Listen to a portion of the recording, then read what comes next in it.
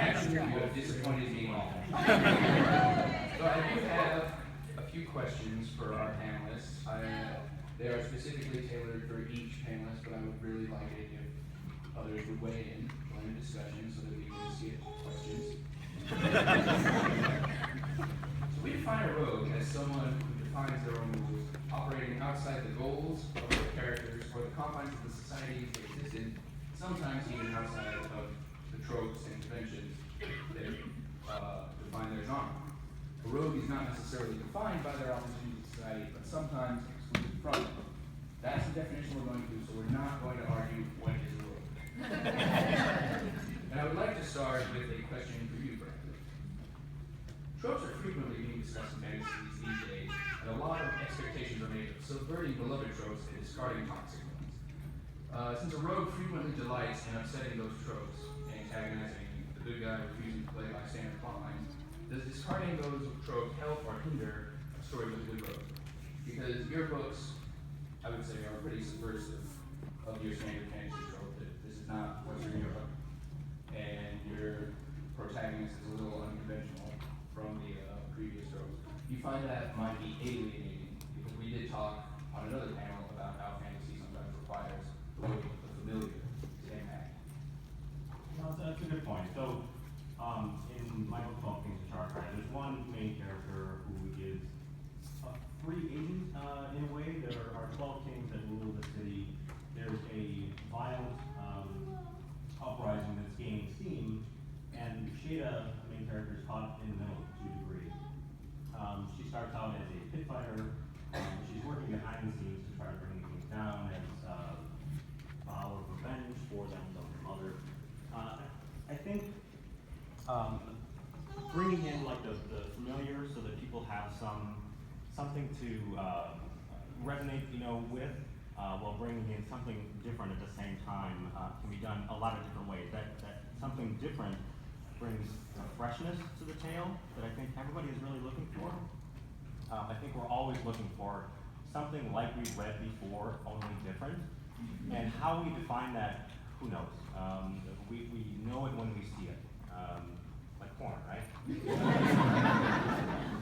So I think, how you sort of subvert tropes or how you bring in that different element, there's just like a million ways to do it. So I think it helps, although it's not a given either. You may not necessarily find something that resonates with people just because it's different. A good answer. Does anyone have any response to that? What is this porn? That's for Batsu. Rule 34. Well, one of the things, there's a lot of talk about somebody using tropes. And the reason tropes are tropes is because they function as parts of a story. When you put a story together, it's not a magical construct that only the blessed can do. You can learn the aspects of storytelling. It's a craft. It's like woodworking. It's like putting a cabinet together. You can learn how to tell a good story. And tropes are tropes because they're parts that work and that you need at times. When you do them right, then everybody goes, oh, that's classic. That's an archetype. And when you don't, they're like, oh, it's so cliche. But it's a matter of if you employ them in the right place at the right time. I always say that the difference between archetype and stereotype is in the execution of it, right? So it's like whether it's Elena. And I think that the subversion of tropes can really benefit rogue characters because you have this opportunity to take characters which are classically slightly antagonistic and shift them into protagonistic roles, right? We don't have to ally always with the obvious hero, the obvious protagonist. So in my works, it's mostly the women who are the Slytherins, I say. And they're the self-interested, the ambitious, the ones who are willing to kind of burn the world down to get what they want. And I don't see a reason to put those classically antagonistic or trickster, almost, kind of characters into negative roles. I like shifting the narrative around so that they're the ones at the center. Very cool. That satisfying? Okay. That will segue. You got your PhD, Brad. Congratulations. That will segue nicely into the next question I have, which is for Oh, Victoria. yes, I'm up at the front. Okay, No. thank you. We went over this at the start. We're not going to go over it again. I don't give a shit that you can't listen to people. This is a serious panel. If you can't take it seriously, you can just leave. No, you can't. You're obligated to stay. So my next question is Victoria. The Darker Shade of Magic books, I would argue, are almost the cast. It has a slew of rogues, almost exclusively. But there's one character who I think stands out as sort of like a rogue of rogues. That would be Lila Ball. And she sort of sits at this nexus of defiance. I want to call it like she defies sort of the story convention. She's the classic rogue as well. Like she wants to be a pirate. She has a sword and a gun and a hat, which are all necessary to being a rogue. Yeah. So she operates outside the norms of society, the norms of magic, because she's an ordinary person in this very magical setting. And throughout all of this, she's sort of tailor-made to disrupt the society around her. Would you say that a rogue character's purpose is to disrupt and to play sort of the instigator of change or conflict? I mean, I think they can. I think the rogue is like a highly malleable one. For me personally, in my stories, they tend to be disruptors, whether of society or simply of dynamics within the group, within the ensemble. I like creating characters which are foils to more than one other character in the story, right? So instead of just giving Lila one kind of primary character to really bounce off of and resonate against, she has a really good way of pissing off as many people as possible and as many contexts as possible. Yeah, and most of my characters are rogues in that I prefer writing about outsiders. I prefer writing about people who don't fit in, either who are born into a society and feel outside it, or people like Delilah who choose to be outside of a society or kind of trying to redefine. I think for me, the rogues, especially Delilah, it's not just a matter of walking a different path, it's a matter of carving a new path through the forest, right? They want to build something that hasn't been done before.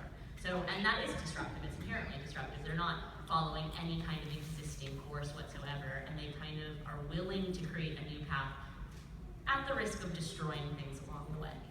So do you think at any point a rogue, like if a rogue is there to affirm the story, would you say that it sort of fails? And it's like if a rogue is making things easier for people, then he or she is not quite a rogue.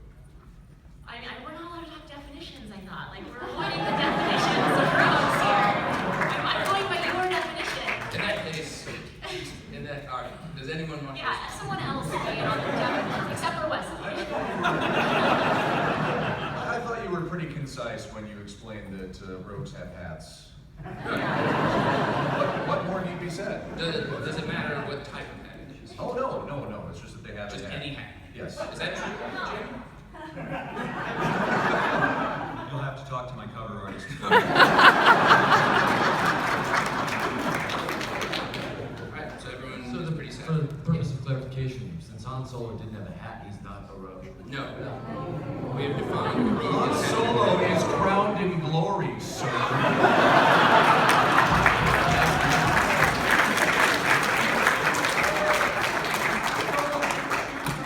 Alright. If we're all satisfied, I would like to move on to a question for Wesley Chu. The Industrial Revolution kickstarted the devastating spiral into climate change, whose ramifications, while still fully being understood, include disastrous political and military consequences. Weighing the desire to avoid a disastrous military quagmire against the humanitarian urge and tacit admission of responsibility in its creation, what is the best way forward, long-term, in response to the Syrian crisis?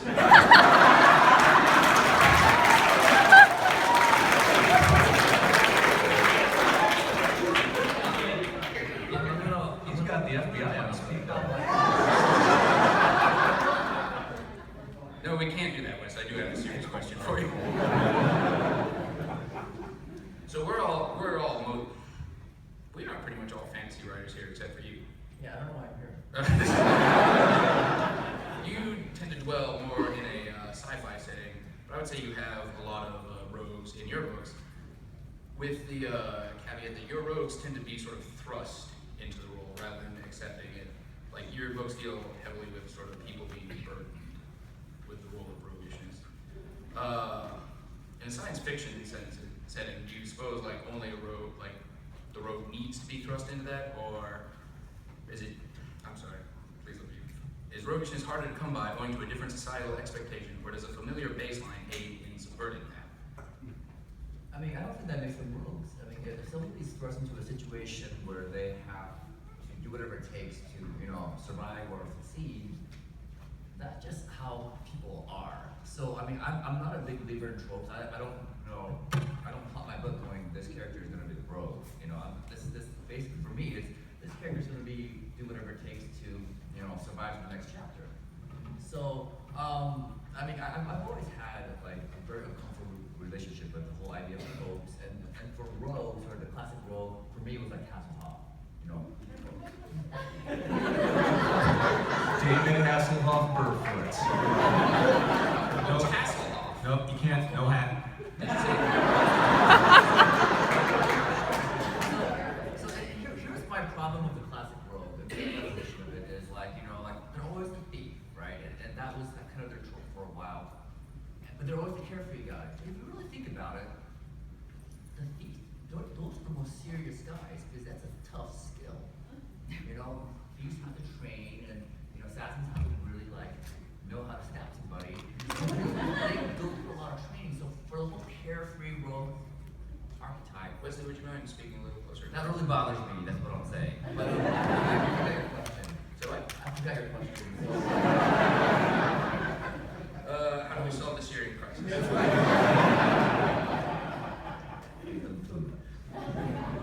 Okay. Would anyone like to respond to that? I do think this idea of the levity is kind of a fallacy, right? Because so often that's itself kind of a put on. It's one of the masks that thieves and rogues wear in order to get through certain situations. So I don't think that all rogues are necessarily that they don't care, or that they have a lack of investment in it. I do think that that's a part of the facade that they put on in order to achieve their own ends in the world. But I do agree that I think a rogue is a rogue by choice. I don't think that you can claim a character put into a situation against their will and then having to find their way out of it falls into rogues. I think that's maybe what the association with the levity is, the sense of you chose to be this. You put yourself into this position. But I do think a rogue is a rogue by choice. See, the levity to me always represents a degree of cynicism in the rogue, a degree of being jaded. And because they see the world for what it is, and the characters around them don't say that rogue's talking to them, your paladin character. There's going to be comedy to them because they think that the crystal clear black and white world that they see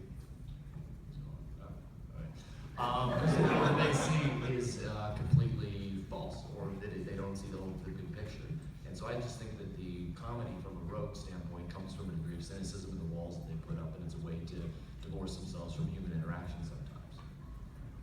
Excellent. Kind of like Sam Sykes. Yes, thank you. I'm indeed a dark sociopath. Tweeting right now?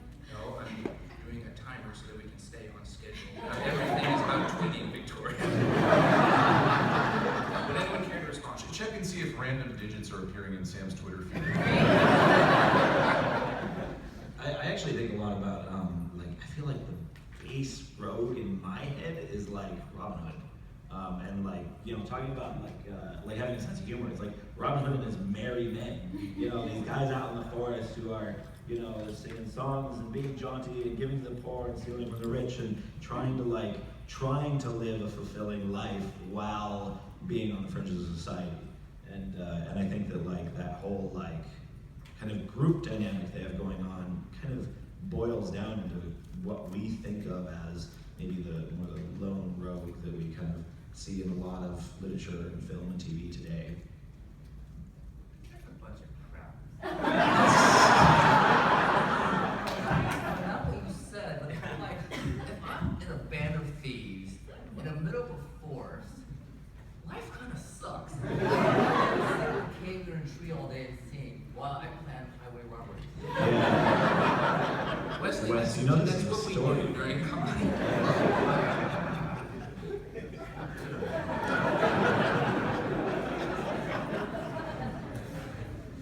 This next question Can I jump in, Sam? Yes, please. I want to go against the how they choose to go into the story. Like if Wes's characters are doing what they need to do, they can be roguish in that way, can't they? I mean, look at Han Solo that we already mentioned.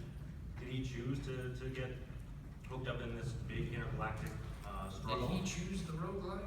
Or did the rogue life choose him? Well, he's kind of roguish already, but he got pulled into the story and he did what he had to do to get out of it again. What makes him a rogue, though? No. No. We settled this. Does he have a hat? Ron, put it on a vest. He has a vest.